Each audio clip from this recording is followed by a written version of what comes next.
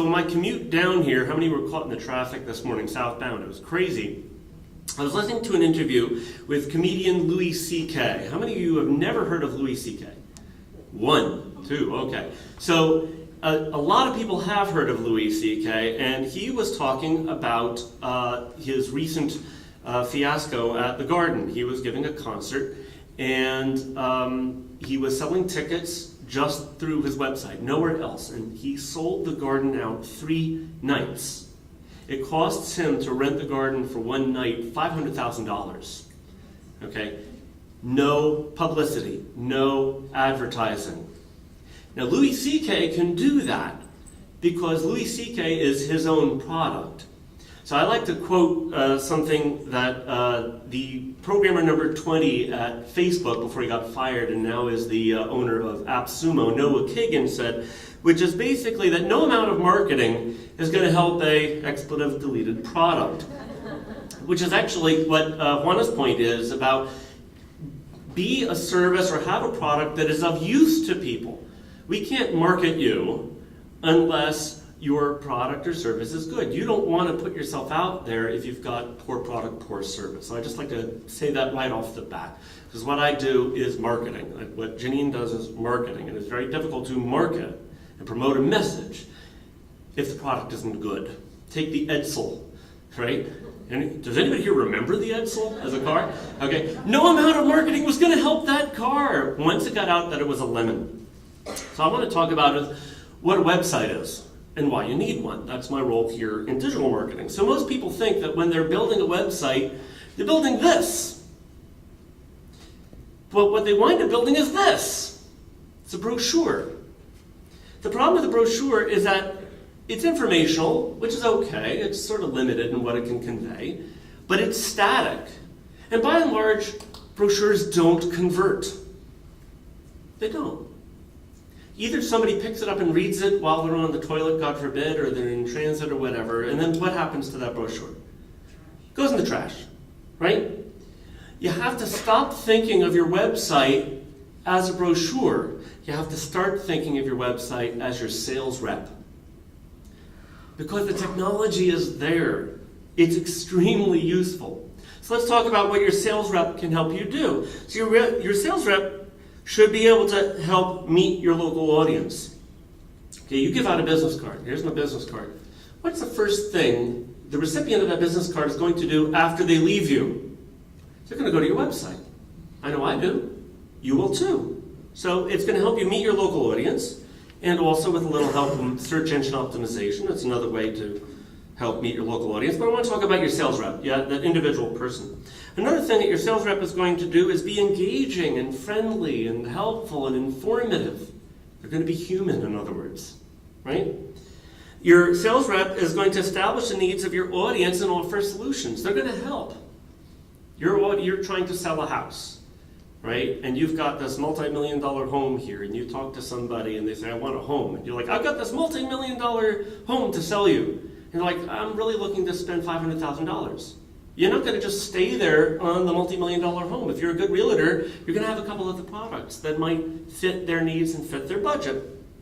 You're also going to provide action items your audience can perform, which will capture them in your sales funnel. If you're a good sales rep, you've got some tools and tricks up your sleeve to help close that deal, to help get them into your sales funnel.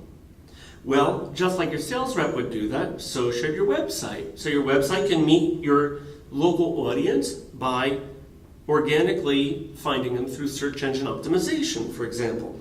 It should be engaging, or you will suffer the bounce. How many of you have a website already for your business? Okay. Do you know how long somebody on average looks at it? Take a guess. 4 seconds. That's I know, some of you in the audience know from this. 4 seconds, that's the average amount. So if you don't capture their imagination in 4 seconds, boom, they're gone. Your website will also help provide an easy and compelling call to action, a CTA. All right, we're going to talk about what good ones are that look like that. And ideally, as a result, it will capture leads for your sales funnel, just like your sales rep should do. So I want to talk about each of those things individually briefly. So the first thing is local search engine optimization. So The thing is that when you hear SEO, first of all, anybody that promises you anything on SEO, maybe they work for Google, because Google keeps changing the rules constantly. So you need to be constantly looking at what is your audience looking for on Google, and then providing that information so they can find you. It is a fine art. And I don't want to get too much into the art of it, but I think for local businesses, the important thing is to focus on local searches, not national ones, unless you're building a national brand.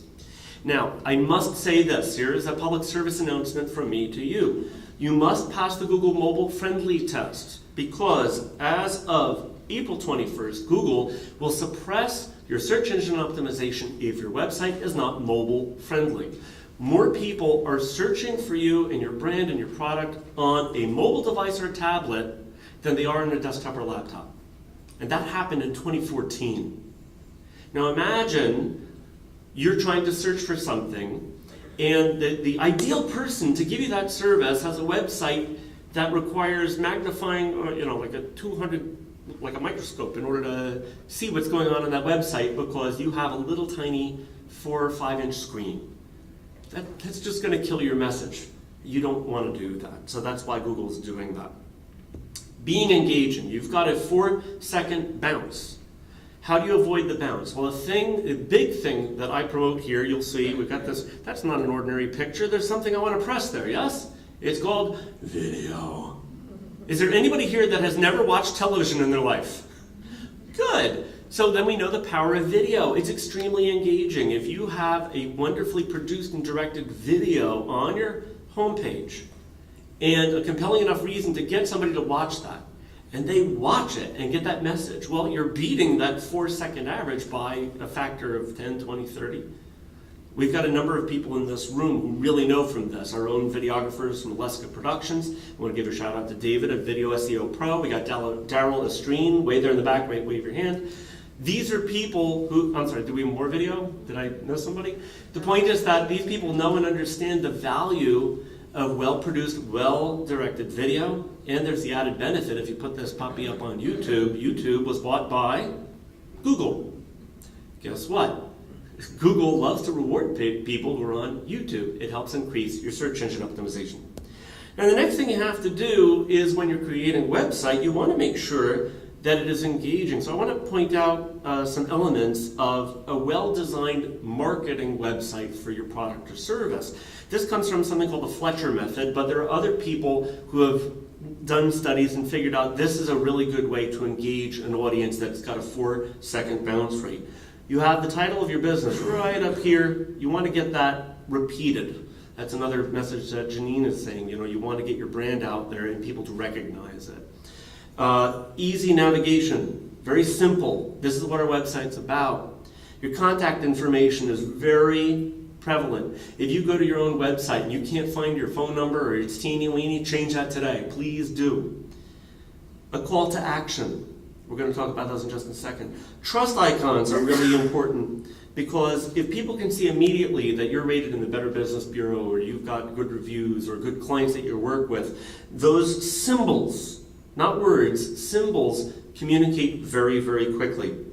Having your actual bio, your actual video, no stock images, greet your audience as you. The product won't sell you as much as you will sell you. And if you're a little camera shy, there are ways to get around that, as long as it's your human message. Another call to action, that's that lead magnet, that thing, that deal, that book. Juana's doing it right? You go to her website, she's offering you a free book. It's information. It's going to distinguish you as an expert in your field, and it's going to be a way that you can then garner leads. And then finally, again, having your exact address, your exact phone number. All of these things are really important to have on your homepage. I talked about calls to action. Well, what are some really good calls to action? I can't tell you how many people I know on their website, they have, call today. Yeah, really? Everybody's saying call today. That's what your business card says. Call me now, call me now. Why? That's a pretty weak call to action. Same thing with free estimates. Is there anybody charging for estimates now? I mean, really? 21st century? How many of you have actually been told this will cost you for the estimate, and you do, right? And what do? Click. Right? That's a lousy call to action. Let's look at some good calls to action. Get this thing now. The low-hanging fruit, this product, this service, this little tidbit, you're going to get it right now. Great call to action. Get a discount now. Those are pretty effective. They still work. People like free things or discounted things. And if you're going to give away a free thing, download now, make sure you give a value to it. A lot of people say, get this thing free. Well, as the customer, you know what free is worth to me? Zilch. Tell me how much that thing is worth. If your consultancy fee, for example, is $150 an hour, and it took you an hour to make this thing that you're giving away, guess what? It's a $150 value. Absolutely free. More compelling. And of course, a really good call to action, see it in action. If you're in a service industry and you want to show people, let's say you do excavation, show a video, just give me your email address and I'll show you a video of how we can do this thing for you well. Or how you can get this thing or do this thing for free, whatever it is. These are positive calls to action. The next thing you have to do, when you have a brochure, it's static. I printed 5,000 of these things and they're not converting.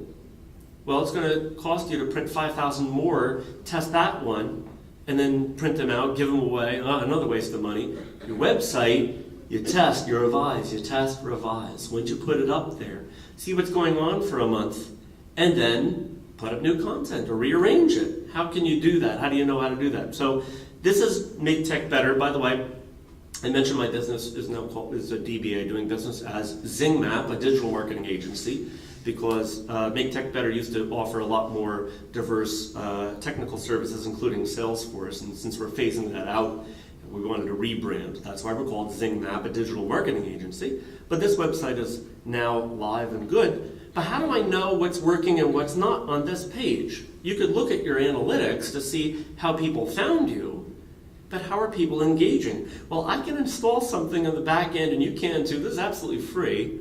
That's a heat map. You can see what buttons people are clicking on, where they're being engaged.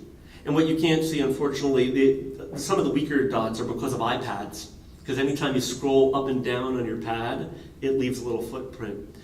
The video in the middle actually does convert. I have different analytics for that. I can see how many times somebody's watched that video, what parts they've repeated, and at the end of that video there's a little call to action. But you'll notice the contact information, big bright dot. My blog, big bright dot. Salesforce, the buttons as they're constructed are working, and in fact the map today looks even a little bit different from 2 weeks ago. So that's something free that you could do. It's at, I believe, Sumo King. You could look that up. You could find me later. I'll find you the direct link. But the most important takeaway that I think all of us need to know, and I think that all of us have really been hitting home, is really summarized in the words of Tony Robbins, which is, if you're not growing, you're dying. All of our organizations, you can't market enough, you can't grow enough, because as soon as you say, we're at the right level, that's when you start to lose client interest, that's when you start to lose brand interest, that's when you start to be lazy and lean back on your heels. If you're not growing, you're dying. It's very important to keep growing.